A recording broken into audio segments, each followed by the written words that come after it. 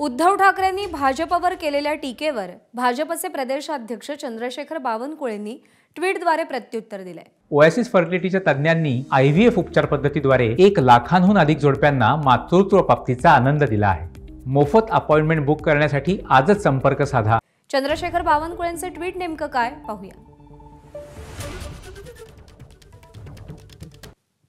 उद्धव ठाकरे औरंगजेबाच्या वारसदारांच्या पालख्या वाहत आहेत असं बावनकुळे म्हणतात।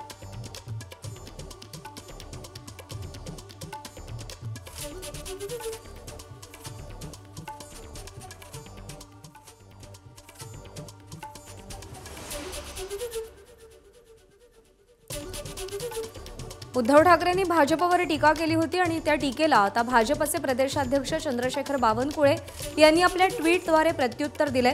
उद्धव ठाकरे हे औरंगजेबाच्या वारसदारांच्या पालख्या वाहत असल्याची टीका चंद्रशेखर बावनकुळे यांनी आपल्या ट्विटच्या माध्यमातून केली आहे।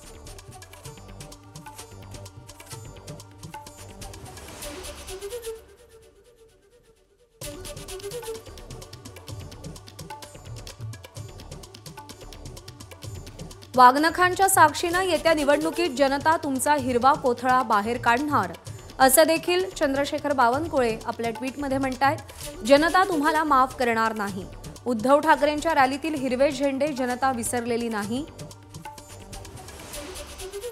मातोश्री बाहेर मुस्लिम समाजाने केलेलं आंदोलन उद्धव ठाकरेंच्या अधोगतीची सुरुवात आहे।